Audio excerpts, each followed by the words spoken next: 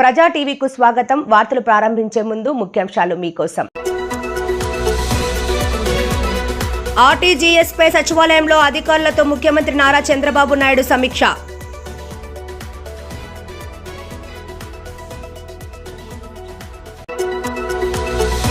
జిల్లా సమగ్రాభివృద్ధి లక్ష్యంగా ప్రజా ప్రతినిధులు, అధికారులు సమన్వయంతో పనిచేయాలని పిలుపునిచ్చిన రాష్ట్ర ఆర్థిక మరియు జిల్లా ఇన్ఛార్జి మంత్రి పయ్యావుల కేశవ్.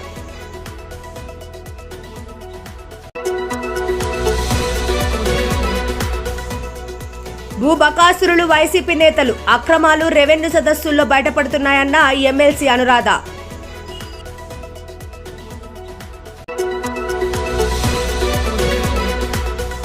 మూడు రాజ్యసభ ఎంపీ సీట్లకు 3 అభ్యర్థులు నామినేషన్లు దాఖలు.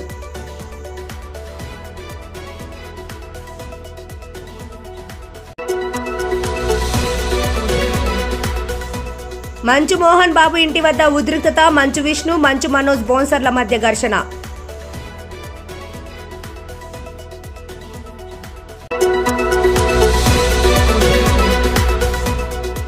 దుబాయ్ నుంచి శంషాబాద్ ఎయిర్పోర్టుకు చేరుకున్న మంచు విష్ణు.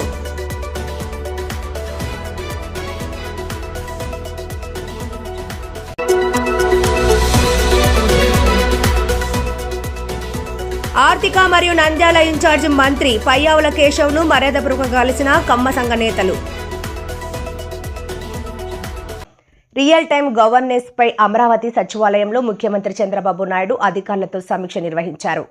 ముఖ్యమంత్రి చంద్రబాబు మానస పుత్రుడు ఆర్టీజీఎస్ పై ముఖ్యమంత్రి చంద్రబాబు అమరావతి సచివాలయంలో అధికారులతో సమీక్ష నిర్వహించారు. ఈ సందర్భంగా ముఖ్యమంత్రి అధికారులకు పలు సూచనలు చేశారు. రాబోయే 5 ఏళ్లలో అమరావతిని ప్రపంచ రాజధాని స్థాయిలో నిలపాలంటే ఆర్టీజీఎస్ సేవలకు మరింత మెరుగులు దిద్దాలన్నారు. మునుపెన్నడూ లేని విధంగా టెక్నాలజీ సహాయంతో డ్రోన్లతో పలు విపత్తులను వీటన్నిటినీ ఆర్టీజీఎస్ తో క్రోడీకరించి భవిష్యత్తులో మరిన్ని సేవలను ప్రజలకు అందుబాటులోకి తేవాలని కోరారు.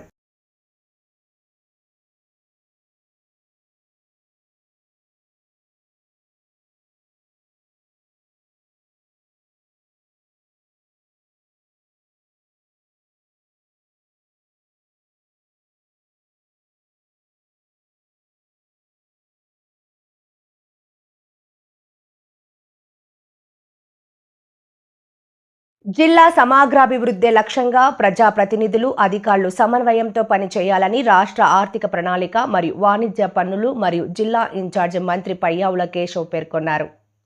జిల్లా అభివృద్ధి సమీక్ష సమావేశానికి విచ్చేసిన ఆర్థిక మరియు నంద్యాల ఇన్ఛార్జి మంత్రికి రాష్ట్ర మంత్రులు బీసీ జనార్దన్ రెడ్డి, ఎన్ఎండి ఫారూక్ తో పాటు జిల్లా ఎమ్మెల్యేలు, అధికారులు స్థానిక ఆర్ఎండ్బి అతిథి గృహంలో మర్యాదపూర్వకంగా కలిశారు. వీరితో పాటు జిల్లా కలెక్టర్ రాజకుమారి గనియా, జిల్లా ఎస్పీ అధిరాజ్ సింగ్, ఇతర జిల్లా అధికారులు ఇన్ఛార్జి మంత్రిని మర్యాదపూర్వకంగా కలిశారు. అనంతరం ఆయన జిల్లా కేంద్రంలోని పార్టీ కార్యాలయం చేరుకుని పార్టీ నేతలను కలిశారు. ఈ సందర్భంగా మాజీ MLA Bhuma Brahmanandareddy, market fed రాష్ట్ర డైరెక్టర్ తులసిరెడ్డితో పాటుగా పలువురు నేతలు ఇన్ఛార్జ్ మంత్రిని పార్టీ కార్యాలయంలో కలిశారు. అనంతరం ఆయన జిల్లా కలెక్టర్ కార్యాలయంలో ఏర్పాటు చేసిన సమీక్ష సమావేశంలో పాల్గొన్నారు. ఈ సమీక్షలో జిల్లా అభివృద్ధికి చేసిన ప్రణాళికలు, పెండింగ్ పనులు, అత్యవసర పనులపై మంత్రి సమీక్ష నిర్వహించారు. ప్రభుత్వం అందిస్తున్న సంక్షేమ పథకాలు అమలు, రోడ్ల మరమ్మతుల తీరు, ఎన్ఆర్జీఎస్ పనులతో గ్రామాల్లో జరుగుతున్న పనులు తీరుపై ఆయన సమీక్ష నిర్వహించారు. నియోజకవర్గాలలో నెలకొన్న సమస్యలపై ఎమ్మెల్యేలు మంత్రి దృష్టికి తెచ్చారు. పనులను చేపట్టేందుకు ముఖ్యమంత్రితో మాట్లాడి తగు చర్యలు తీసుకుంటామని మంత్రి హామీ ఇచ్చారు. కార్యక్రమంలో న్యాయ, మైనారిటీ సంక్షేమ శాఖ మంత్రి ఎన్ఎండి ఫారూక్, రాష్ట్ర రోడ్లు, భవనాల, మౌలిక సదుపాయాల, పెట్టుబడుల శాఖ మంత్రి బీసీ జనార్దన్ రెడ్డి, జిల్లా పరిషత్ చైర్మన్ ఎర్రబోతుల పాపిరెడ్డి, జిల్లా కలెక్టర్ శ్రీమతి రాజకుమారి గనియా, ఎమ్మెల్సీ రాజగోపాల్ రెడ్డి, ఎమ్మెల్యేలు కోట్ల జయసూర్యప్రకాష్ రెడ్డి, గౌరు చరితారెడ్డి, బుడ్డా రాజశేఖర్ రెడ్డి, భూమా అఖిలప్రియ, గిత్తా జయసూర్య, జిల్లా SP Adhiraj Singh Rana, joint collector C Vishnucharan, జిల్లా అధికారులు పాల్గొన్నారు.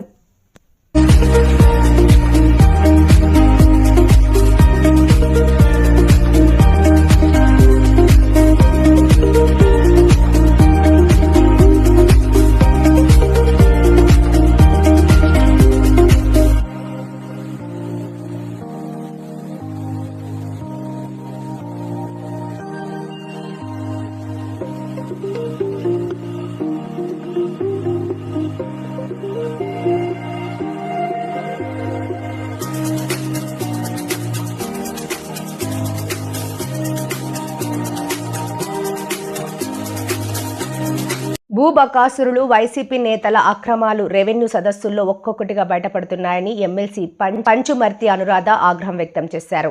మంగళగిరిలోని తెలుగుదేశం పార్టీ కేంద్ర కార్యాలయంలో మంగళవారం ఏర్పాటు చేసిన విలేకరుల సమావేశంలో పంచుమర్తి అనురాధ మాట్లాడుతూ, రాష్ట్రంలో కూటమి ప్రభుత్వం అధికారంలోకి వచ్చాక చంద్రబాబు ప్రజల కష్టాలపై దృష్టి సారించారన్నారు. ఈ నేపథ్యంలో వివిధ సమస్యలపై దాదాపు 1,74,000 అర్జీలు వచ్చాయని, అందులో దాదాపు 68,000 అర్జీలు భూ ఆక్రమణలకు సంబంధించినవేనన్నారు. తమ భూముల్ని వైసీపీ నేతలు కబ్జా చేశారని అనేక మంది అర్జీల్లో పేర్కొంటున్నారని, 2019లో గద్దెనెక్కగానే వైసీపీ నాయకులు చేసిన మాఫియా భూ దోపిడీలకు అడ్డు అదుపు లేకుండా పోయిందన్నారు. వైసీపీ నేతలు రాష్ట్రంలో ఏ భూములను వదిలిపెట్టలేదని, అసైన్డ్ భూములు, ఇనాం, ఫ్రీ హోల్డ్, దేవాదాయ, అటవీ శాఖకు సంబంధించిన భూములు దేన్ని విడిచిపెట్టలేదన్నారు. వైసీపీ హయాంలో గ్రామానికి ల్యాండ్ మాఫియా పాకిందని, ఈ ల్యాండ్ మాఫియాకు నాయకుడు జగన్ రెడ్డి అయితే సమన్వయకర్తలు ఉత్తరాంధ్రకు సంబంధించిన ఎస్వి సుబ్బారెడ్డి, విజయసాయిరెడ్డి, రాయలసీమకు పెద్దిరెడ్డి రామచంద్రారెడ్డి, మిథున్ రెడ్డి, అమరావతి, కోస్తా జిల్లాల్లో సజ్జల రామకృష్ణారెడ్డి, వీరందరూ వీళ్ళ ఆధీనంలో ఉన్న గ్రామాల్లో ల్యాండ్ మాఫియాకు తెగబడ్డారన్నారు. వీళ్లతో పాటు ఆనాడు పదవుల్లో ఉన్న మంత్రులు, ఎమ్మెల్యేలు దోపిడీలకు తమ సహాయ సహకారాలు అందిస్తూ భూ దోపిడీలకు పాల్పడుతున్నారన్నారు. ఆంధ్ర రాష్ట్రంలో ఎన్నడూ చూడని విధంగా ఇలాంటి భూ దురాక్రమణలు జరగడం పట్ల సీఎం చంద్రబాబు నాయుడు స్పందించి తగు చర్యలు తీసుకుంటానని హామీ ఇచ్చారన్నారు. అందులో భాగంగానే రెవెన్యూ సదస్సులు మొదలైన 3 రోజుల్లో 1,102 గ్రామాల్లో జరిగిన సదస్సుల్లో 20,000 ఫిర్యాదులు అందాయి. అంటే వైసీపీ హయాంలో ఏ విధంగా భూ ఆక్రమణలు జరిగాయో అర్థం చేసుకోవచ్చన్నారు. రాష్ట్ర వ్యాప్తంగా రెవెన్యూ సదస్సులు మొదలయ్యాయని, వైసీపీ ప్రభుత్వంలో జరిగిన అక్రమాలు ఒక్కొక్కటిగా బయటపడుతున్నాయన్నారు. త్వరలో ఈ సమస్యలన్నిటినీ కూటమి ప్రభుత్వం పరిష్కరిస్తుందని ఎమ్మెల్సీ పంచుమర్తి అనురాధ స్పష్టం చేశారు. వైసీపీ పార్టీకి ఏ మాత్రమైన జవాబుదారీతనం దీని మీద ఉందా అని చెప్పి ఈ సందర్భంగా నేను అడుగుతా ఉన్నా. 2019లో గద్దెనెక్కగానే వీళ్ళు చేసిన మొట్టమొదటి పని భూ ఆక్రమణలు. బకాసుర్లాగా తిని అవతల పారేశారు. ప్రజల్ని అమాయకుల్ని చేసి కొట్టి తిట్టి గన్నులు చూపించి కత్తులు చూపించి వాళ్ళ పేరు మీద రాయించేసుకున్నారు. ఎంత దారుణం అంటే వీళ్ళు ప్రభుత్వ భూములు వదిలిపెట్ల, దేవాదాయ భూములు వదిలిపెట్ల, అసైన్డ్ భూములు వదిలిపెట్ల, ఇనాము భూములు వదిలిపెట్ల, అటవీ శాఖకు సంబంధించిన భూములు వదిలిపెట్ల, ఇరిగేషన్ శాఖకు సంబంధించిన భూములు వదిలిపెట్ల, ఏ భూములు కూడా వదిలిపెట్టకుండా గ్రామాల్లో కూడా మరి ప్రతి గ్రామంలో కూడా ల్యాండ్ మాఫియా చేయటం జరిగింది. ఆంధ్రప్రదేశ్ రాష్ట్రం నుండి రాజ్యసభలో ఖాళీ అయిన 3 ఎంపీ స్థానాల భర్తీకి సంబంధించి 3 కూటమి అభ్యర్థులు నామినేషన్లు దాఖలు చేశారు. పోటీ లేకపోవడంతో ఈ 3 ఏకగ్రీవం అయ్యే అవకాశాలు ఉన్నాయి. రాజ్యసభకు టీడీపీ అభ్యర్థులుగా బీదా మస్తాన్ రావు, సానా సతీష్ బాబు, బీజేపీ తరపున ఆర్ కృష్ణయ్యలు నామినేషన్లు దాఖలు చేశారు.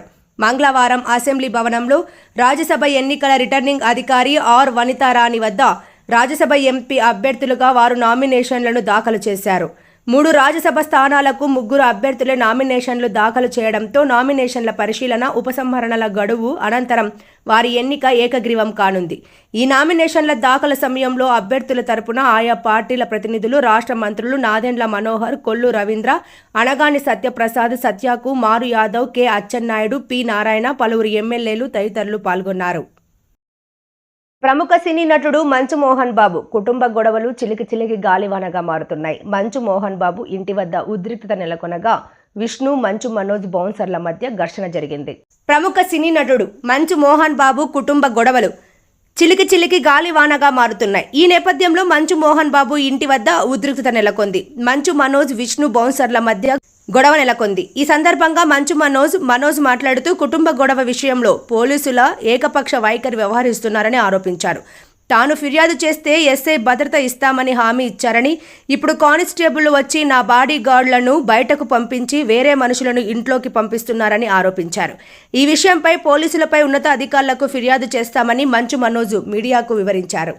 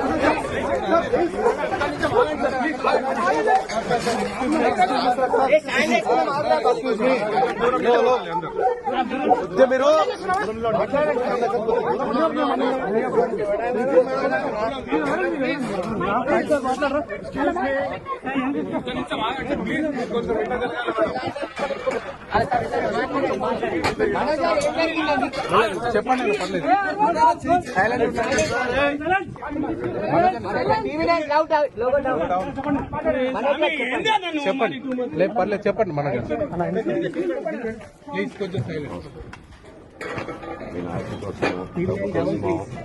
ఈ పోరాటం చేయట్లేదు, ఎందుకంటే ఈ పోరాటం కూడా కాదు, సేఫ్టీకి సంబంధించి ఇది నాతో ఒక మగాడిగా నాతో డైరెక్ట్ గా వచ్చి నాతో ఏం చేసినా నా భార్య వీడియో షూట్ చేయడం, నన్ను కుట్టడానికి, నా పాప ఇంక్లూడ్ చేయడం, నా బిడ్డలు ఇంట్లో ఉండగానే అలా బిహేవ్ చేయడం కాదు. ఈరోజు పోలీస్ దగ్గరికి నేను వెళ్ళి ప్రొటెక్షన్ అడిగాను. నేను మొన్న వచ్చి అడిగినప్పుడు అన్ని ఎవిడెన్స్ ఇస్తాను. ఎస్ఐ గారు ఇక్కడి నుంచి వచ్చి నేను ఇస్తాను చూపించాను. కౌన్సిలర్లు అందరూ అక్కడ దాంతున్నారని చూపించాను. అది నేను చూసి ఓకే సార్ నేను ధైర్యంగా ఉన్నాను, నేను ఎప్పుడు కలట్లేదని చెప్పి మాట్లాడి పారిపోయారు. ఇప్పుడు కానిస్టేబుల్స్ వచ్చి అందరూ నా మనుషులందరినీ భయపించి ఇప్పుడు వాళ్ళ పేర్లు తీసుకొని బెదరగొట్టి మా మనుషులను పంపించేసి వేరే బాడీ గార్డ్ లోపలికి పంపించున్నారు సార్. ఏం జరిగిందండి అసలు? గొడవలు ఎందుకు జరిగాయి? డిపార్ట్మెంట్ ఎందుకు వన్ సైడ్ తీసుకుంటున్నారు? కంప్లైంట్ తీసుకున్న తర్వాత వాళ్ళకి ఏ అధికారం ఉంది? నా ప్రొటెక్ట్ చేసే మనుషుల్ని పంపించేదానికి అధికారం ప్రపంచంలో అందరినీ కలుస్తాను సార్. బయలుదేరి మంచు మోహన్ బాబు కుటుంబ గొడవల నేపథ్యంలో దుబాయ్లో ఉన్న మంచు విష్ణు హుటాహుటిన దుబాయ్ నుంచి శంషాబాద్ ఎయిర్పోర్ట్కు చేరుకున్నారు. ఈ సందర్భంగా ఎయిర్పోర్ట్లో మంచు విష్ణు మీడియాతో మాట్లాడుతూ కుటుంబ సమస్యలు సహజంగా జరుగుతున్నాయి, అవి చిన్నపాటి సమస్యలన్నారు. కూర్చొని మాట్లాడుకుంటే సమసిపోతాయని, ఫ్యామిలీ వివాదాన్ని పెద్దగా చిత్రీకరించడం ఎవరికీ తగదన్నారు. త్వరలోనే సమస్యలన్నీ పరిష్కారం అవుతాయని మంచు విష్ణు ఆశాభావం వ్యక్తం చేశారు.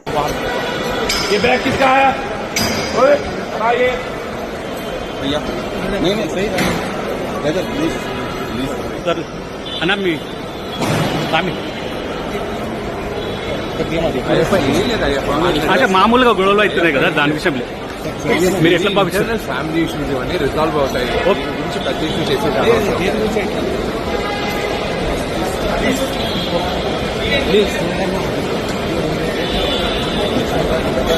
बस बस मैं मिले मैं दूर से भैया मैं समझ गए.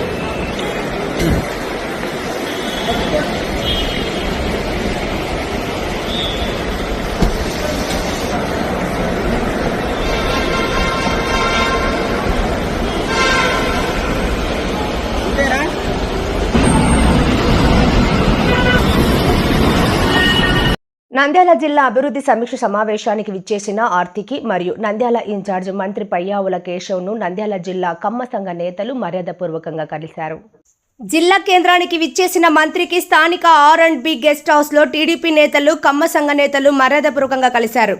కమ్మ సంఘ జిల్లా అధ్యక్షులు కృష్ణారావు, కార్యదర్శి రవికుమార్, జిల్లా మాజీ అధ్యక్షులు రమణ, టీడీపీ రాష్ట్ర రైతు సంఘ నాయకులు కుంటుపల్లి హరిబాబు, గణేష్ చౌదరితో పాటు ఆలగడ్డ నంద్యాల కమ్మ సంఘ నేతలు మంత్రి పయ్యావుల కేశవ్ను 20 సూత్రాల కమిటీ చైర్మన్ సాయిబాబాను మర్యాదపూర్వకంగా కలిశారు.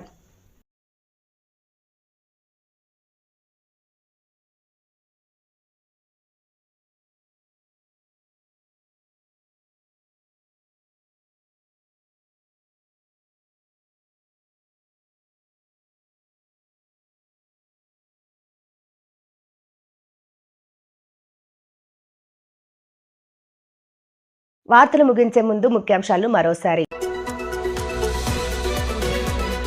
ఆర్టీజీఎస్ పై సచివాలయంలో అధికారులతో ముఖ్యమంత్రి నారా చంద్రబాబు నాయుడు సమీక్ష.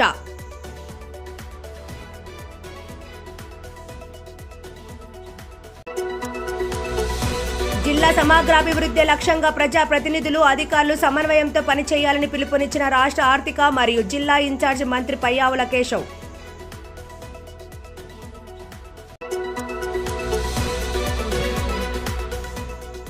భూబకాసురులు వైసీపీ నేతలు, అక్రమాలు రెవెన్యూ సదస్సుల్లో బయటపడుతున్నాయన్న ఎమ్మెల్సీ అనురాధ.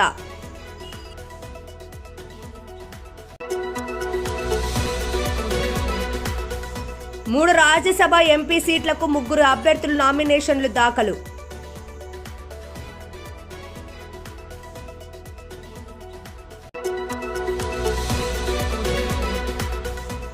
మంచు మోహన్ బాబు ఇంటి వద్ద ఉద్రిక్తత, మంచు విష్ణు, మంచు మనోజ్ బౌన్సర్ల మధ్య ఘర్షణ.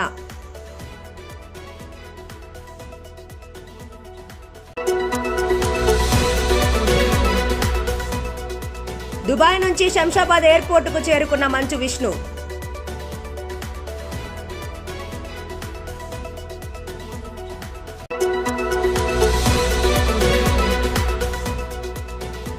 ఆర్థిక మరియు నంద్యాల ఇన్ఛార్జి మంత్రి పయ్యావుల కేశవ్ను మర్యాదపూర్వకంగా కలిసిన కమ్మ సంఘ నేతలు. మరిన్ని లేటెస్ట్ అప్డేట్స్ కోసం చూస్తూనే ఉండండి ప్రజా టీవీ. ప్రశ్నించే హక్కు మీది, చూపించే సత్తా మాది. Voice is yours.